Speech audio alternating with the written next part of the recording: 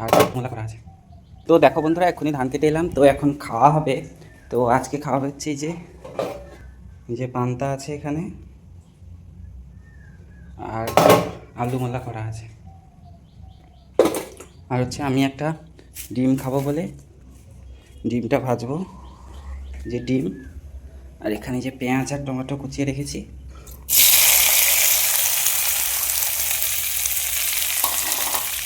ভেজে দিই, তারপরে হচ্ছে খাওয়ার সময় দেখা হচ্ছে। তো বন্ধুরা দেখো, এই যে আমরা এই যে পান্তা নিয়ে বসে পড়েছি। এবার পান্তার সাথে এই যে দেখো আলু মোলা আছে, আর এই যে পেঁয়াজ টমেটো দিয়ে ডিম ভাজা, আর তাদের পাখিদাদের বাড়ি থেকে কাল মাংস দিয়েছিল, মাংস আছে।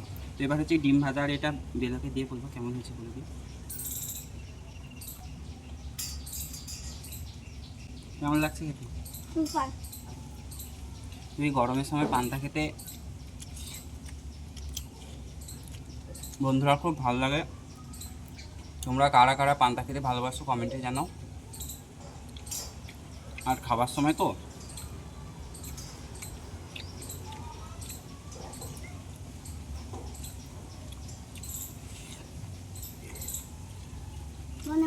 খাবার সময় তো কথা বলতে আর ভালো লাগছে না।